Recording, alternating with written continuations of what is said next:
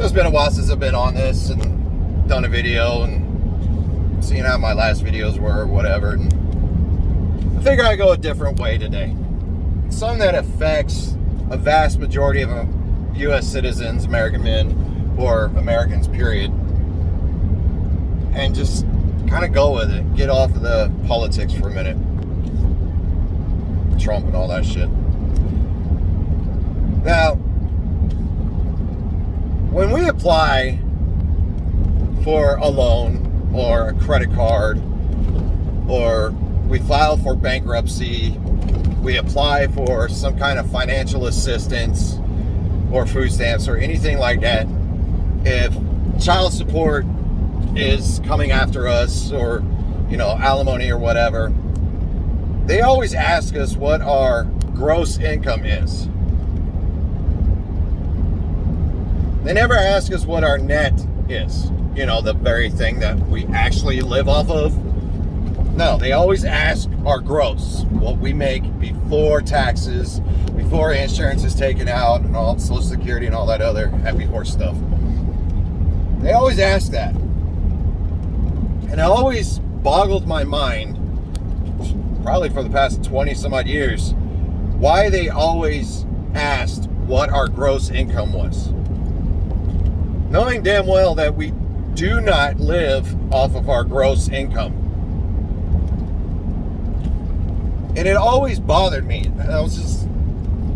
Today it hit me hard because I got things going on with personal life or whatever. And so I'm just like, why? Why do these companies, or why do the courts always ask what our gross income is? We don't live off of our gross income whatsoever. If we did, we wouldn't be applying for a loan. We would be able to pay off our car in fucking a year time or whatever. We'd be able to do all kinds of things without applying for assistance from the government or anything like that, if we actually lived off our gross. But since we live off of our net income, we have to apply for a credit card. We have to apply for a loan to kind of help us get through the end.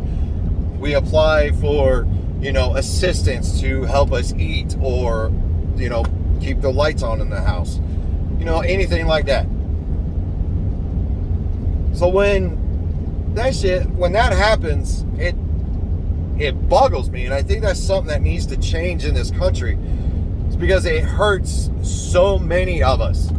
People get denied for much needed assistance, or a much needed loan, or something that could help them, because these companies or the courts screw them over because they're going off of, well, you made $2,000 this month. You're fine. No, we're not. Yeah, I made $2,000, but look what I brought home. I brought home $1,500 after everything got taken out. That's not living. So it doesn't help anybody. It's actually hurting us. And I think that's something that needs to change in this country. Because something else that bothers me, and this is something that I'm about to go through and have been going through, and I've gone through before. So I'm about to go through a divorce. Second wife, second divorce, yada, yada, yada. And things are much different now than they were from my first marriage. And I get it. Laws change, times change, whatever. However, they are still in the process of screwing over the men.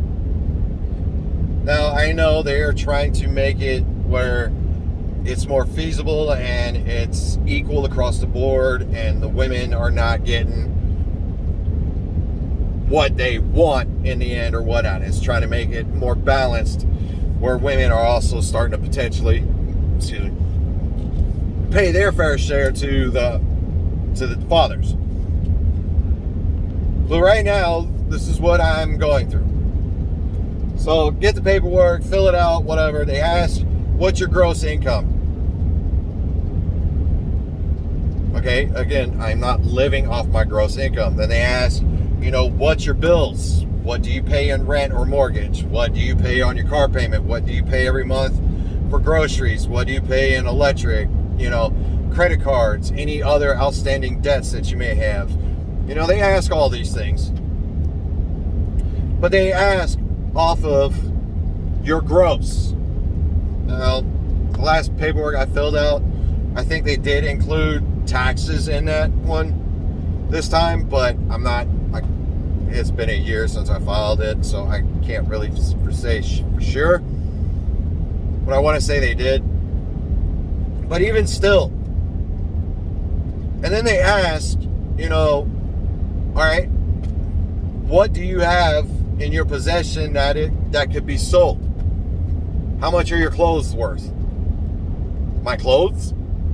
Like the shirt on my back that I bought at Walmart 15 years ago? The jeans that I still have from 10 years ago? Those clothes? See, I'm the type of person that doesn't buy clothes. I have the same clothes from 10 years ago. I take good care of my shit, my clothes and everything that I own. I take good care of it. I make sure it lasts. I buy socks and underwear, yes, but like my shirts and my jeans and all that, I take care of that. I don't need to constantly go out and buy it because it's the latest trend. I don't fit into that society trend where gotta have name brand clothes to fit in or anything. I don't do that. So my clothes are all from Walmart. I ain't scared to admit it. I'm not prideful on that. It is what it is. How much is your jewelry worth? Well, I don't own jewelry. What do you have that could be sold if it came down to it in order to make the payment? It's things like that that bother me. Because what I have now, I earned after I left my ex-wife. I'll break it down, the whole things, and I don't need a sob story or anything like that, but my ex-wife fucked around 2 times, 3 times, whatever. First time I let her have a pass, I fucked up royally and kind of just drove her to that. I took responsibility for that. Second, third time, it was like, nope, you done screwed up, and I left, took my clothes, took my electronics, because I'll be damned if another man is going to enjoy my TV or my Xbox or any of my possessions. She kept the house or the condo we were living in. She kept all my furniture that I got from my own mother. She kept all that stuff. So that's literally what happened. Here we are, filing divorce, whatever. But they ask these questions, and it's only to screw over the men. Like I said earlier, I know they're trying to make things more balanced or whatever, but it still hurts the men. We are not living off of our net income at all, we are not living off of our gross income at all. So to be able to make a judgment on what potential child support should be or what potential alimony should be based on gross income is garbage. It's stupid. They need to change it, because I'm not living off of my gross. I'm not paying my bills with my gross income. I am paying it with my net. I make $19 an hour now. Now, for some people, that's a decent amount of money. However, I live in California where it's 15 and above minimum wage. Well, my job, I get paid $19 an hour after taxes every year. After everything's taken out of my paychecks, I don't even make $30,000 a year. I make $29,103 or something like that. But it's under 30 grand a year. But when they go calculate my child support, they're going to look at my gross, which is about 35, 36 a year. If that. I don't even think it's that high. So they're going to base it off of that. They're not going to base off what I'm bringing home, what I am trying to live off of. No, they're going to look at my gross before my taxes, before my bills, before all that, and go, you make enough money every month where you have to pay $400, $500, $600 a month. Now, this is one of the screwed up things about Florida, and one of the best things about California. And as much as I despise California, this is one of the things that I actually do agree with, and I wish Florida would, kind of take a lead on this, or follow the lead on this. California, when two parents get divorced, there's a child involved, two parents get divorced, they leave it up, the courts leave it up to the parents to decide what's best for child support. Now, and the only reason why I know this is because my girlfriend now, who's going through the same thing with her ex-husband, they have to go through mediation. And the mediation is just there to kind of be like, all right, do you agree to this? Do you agree to this? Okay, fine. They leave the negotiations up between the two parents. It's not the parent, and the state. It's the parent, and then the state signs off on it. That's how California does their child support. They do their divorce thing. They leave it up to the parents. And my girlfriend, she's a reasonable woman. She's very fair on a lot of things. She wants enough for, to make sure, her son has clothes on his back and whatever. But she's also fair and reasonable to where she's not going to rape her ex-husband and kick him out of his place because he can't afford it. And that's one of the beautiful things about this state compared to Florida, is that they are very reasonable and let the parents negotiate what's fair for child support. And like I said, my girlfriend, she's going through it. He makes decent money. He makes fucking almost $6,000 a month.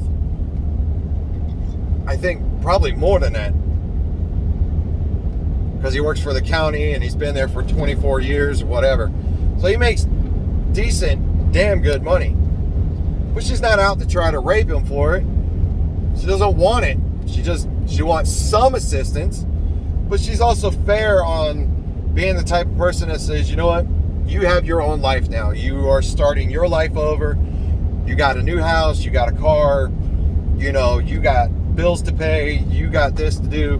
You still take care of your son. You still get him every week. I'm not going to rape you for, half of your income every month. And the state will sign off on that. The state will be like, done. Y'all agreed to $300 a month? Done. Florida, on the other hand, even though my ex-wife makes more money than me, she has been making more money than me for the past 4 years, 5 years. They will sit there and look at her gross income, look at my gross income, and still nail me to the wall. They won't leave negotiations up between me and her. No. They will look at the paperwork and go, all right, you are going to have to pay this much every month now. Without even letting me talk to her or figure out something that benefits, could benefit her and my son, and potentially keep me in a house that I have fought very hard to try to get lately, because I haven't had my own place on my own in 5 years, 6 years. I have been living with my best friends or my cousin. So now I actually have my own place that's in my name and my girlfriend's name. I don't want to lose that.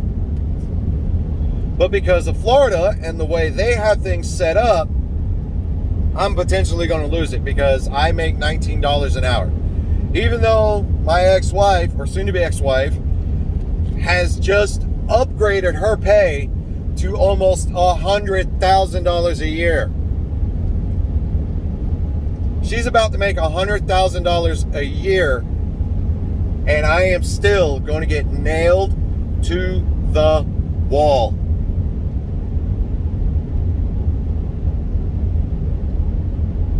Now,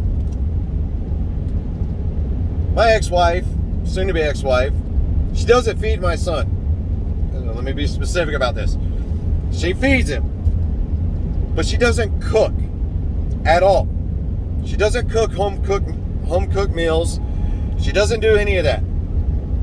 The only person in that house that cooks is my daughter, who's 21, has a job, has her own life, but she still manages to find time on her days off to cook meals.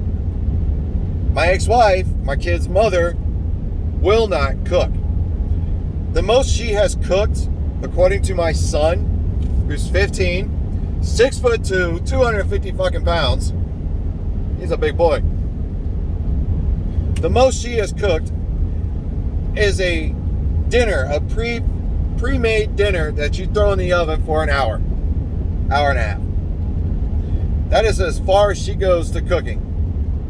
The rest of the time, they are eating at fast food restaurants, McDonald's, Burger King, Wendy's, Chipotle, Tijuana Flats, Firehouse, or they go to other restaurants. That's not eating. Yeah, I mean, it is eating, but that's garbage food. My son has been eating garbage food for almost 6 years now. Now, I have paid my ex-wife, soon-to-be ex-wife, since I left her after she messed around or whatever, I have been paying $200 to $300, almost $300 a month. All right, paid her all that money every month. For 2 Christmases, I bought all the Christmas because she didn't have a job or whatever. I paid all the Christmas and then turned around and took 3/4 of all the gifts that I bought, gave them to her and told her to give them to the kids from her. Put her name on them. To such and such from her. To such and such from her. I even took over paying my daughter's cell phone bill to kind of alleviate her because she wasn't making the money. I wasn't either, but I was like, you know what? You screwed me over, but I'm still not a dick. Those are my kids. I'm going to do what's right and try to help you out the best I can. This is what I've done. I've paid the insurance for her and my kids for every job that I was able to have insurance. I paid insurance for all 3 of them. All the way until I got injured at my last job in Florida. So I did all this shit. Gave her this money, took care of this, took care of the bill, put my daughter's bill on my phone plan. And the state of Florida is going to look at that and go, well, that's not really child support. That's a gift. A gift. Even though me and her both agreed, so I was able to afford things and afford to pay my bills and to eat and to come see my kids. And that was the term me and her agreed on. The courts will turn around and go, no, you now owe such and such in back child support, such and such on child support every month after that. And everything else was just a gift. California, like I said, is one of the only things that I like about the state. With my girlfriend and her ex-husband, they will look at everything that he gave her and apply that to the child support and say, you paid this for child support? All right, this is applied to that. You paid your dues on this. You're all caught up. Whatever y'all two have agreed on now is what it will be until your son turns 18. But Florida will screw over the guy, the father, every single chance it gets. Now, I want my son to live with me. I want him to be with me so bad. Love my son. My kids, both my kids are my world. But my daughter's 21. She's an adult. She could do whatever she wants, live wherever she wants. She's still trying to get her life together, figure it out and everything. But my son, he's 15, he's at that age where he can make that determination on where he wants to live, and he'll tell everybody, I want to live with my father. That's not without me saying anything to him or whatnot. It's just because of how close me and him are, because I am a father. I'm in his life. Even though I am across the fucking country, before I moved out here, I was in their lives every other day. I'm online playing video games with my son every day, talking to him, video chatting with him. I talk to him on the phone every single day. I listen to my kids vent about their life, about what their mother's doing, what their mother's fiance is doing. Just pretty much anything. I listen with empathy and compassion, and I don't pass judgment. I'm not cynical. Whereas their mother sits there and goes, what's wrong? And they go, you'll just get over it. And then keeps going. Instead of trying to come to a solution and figure out what's going on and try to work on things, she just completely ignores it. Prime example would be when my daughter, who was 20, lashed out at her mother, my ex-wife, soon to be ex-wife, lashed out at her, told her she was a horrible mother because she doesn't cook. She doesn't provide anything that could say you are a mother. Any kind of emotions, nothing. Yes, she provides a roof over their heads. She keeps lights on in their house. But anything else that would say you are a mother, she does not. And my daughter went off on her. And my son, it literally did the same thing. My ex-wife drinks hard. Every other weekend, she's out drinking hard. Every other weekend, she's out there buying Topgolf tickets or going to theme parks or going to the mall to these expensive stores and buying $300-400 pair of shoes and purses and outfits and whatever that she's only going to wear one time just to flaunt it and say, I got the money. And then that's it. While my son is sitting there eating fast food.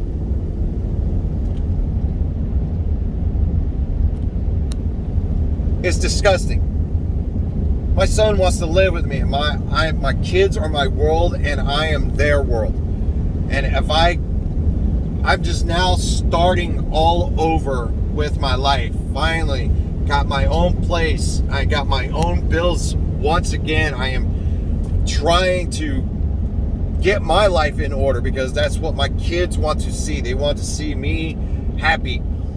And I think that's one of the biggest thing in this country is when the father gets screwed over by the courts or by their ex-wife, it drains the father. It drains the man hard to where he can't do anything. He falls down into this slump of depression, starts drinking, or he loses his job because he's just so frustrated because the courts and his ex-wife have just literally screwed him over. He lost his house, possibly lost his car, about to lose his job. Kids don't want to see their father miserable, especially mine.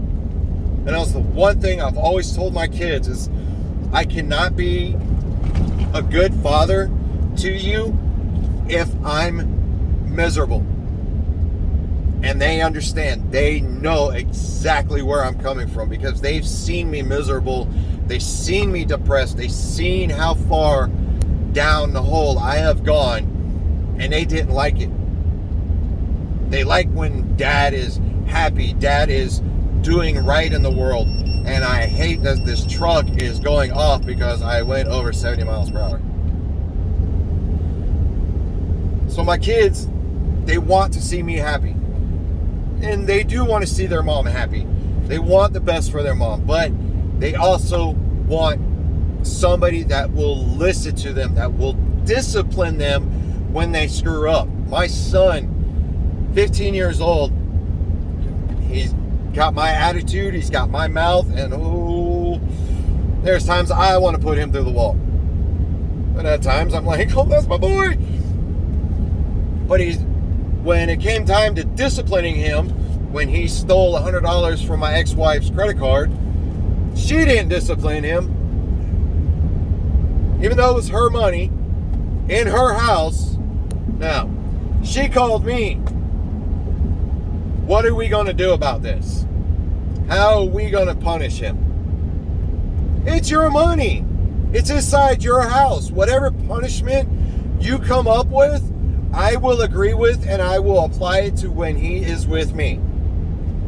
Don't ask me to punish him. If he screws up at my house, then I will punish him, and I will relay that to you when he comes back home. But she didn't do that. And she still refuses to punish him. My kid and my son does not clean his room unless his sister tells him. Does not do his chores unless his sister tells him. His own mother refuses to tell him to do what he is supposed to do. My daughter does. My daughter's 21. She is not old enough to be a damn mother. But she has been her brother's mother for many years now. Since I left. And though I do take care of a lot of things when my son is with me, there's only so much I can do because it's not my house. My son wants to live with me. And I am fighting like hell to try to get him, because I am just now starting out. I am still figuring out my finances, trying to get them all figured out. I only live in a 2-bedroom, 1-bath house with me, my girlfriend, and her son. It's hard to do. And though I make $19 an hour and my girlfriend makes $24 an hour, we are barely making it. We have literally $100 at the end of the month after all of our bills are paid. Gas for the car, the insurance, both of our phones. I got a storage unit still in Florida that I pay on. You know, gas for the house, the electric for the house, water for the house, our rent, not to mention the food, not to mention the stuff that her son needs, shoes, clothes, whatever, that her ex-husband can't do right now. So she has to go do it. These are the things that we deal with. But I'm going to get screwed by the state of Florida because I want to be a father to my son. But because I make this amount of money, I'm going to pay this much in child support. Even though my ex-wife now makes close to $100,000. I'm still going to get screwed. All based off that gross income. These are things that need to change in Florida. Otherwise, there will be a circle. Fathers in and out of jail because they couldn't pay their child support. Fathers committing suicide because they can't pay their child support because they lost their job, lost their house, lost their car, lost everything that they had in order to pay that child support. This is where I'm at. This is my mind right now. I want to pay for my kids, but I also know it does not cost this much money to do this. Especially when her and her fiance are both bringing in almost $170,000 a year together. But they're going to nail me for $600 a month. Things need to change in Florida. Things need to change all across this country. Otherwise, nobody's going to get better. Nobody. That's my rant for the day.